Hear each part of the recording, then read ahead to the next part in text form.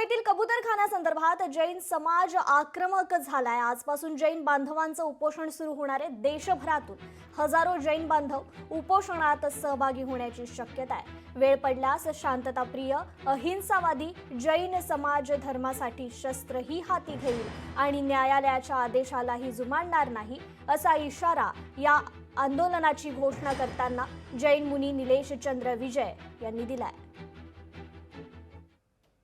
आमची इच्छा यह है कि जितने कबूतर 900 जास्त वर्ष कबूतर मेले आता दोबारा मेले नाही पाहिजे की आम्ही 13 तारखेला आम्ही निर्णय घेऊ आणि आमचं आंदोलन स्टार्ट राहणार आहे। आम्ही शांती बसणार नाही।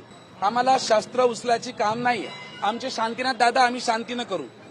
काही शस्त्र जे लोक शस्त्र उचलते आमचे लोक नव्हते, परंतु आम्ही शस्त्र उचलणार नाही। यदि जर जरूरत पडली आम्हाला आम्ही शस्त्र पण उचलू करून आम्ही संविधानाला मानत आहे ना, आता कोर्टाला मानतो ना, देवेंद्र फडणवीसला मानतो ना। आमच्या धर्माच्या जर विरुद्ध आलं तर बस, धर्माच्या विरुद्ध आलं तर कोर्टला आम्ही मानणार नाही। लोकशाही मराठी ऐका, पहा, जागरूक रहा।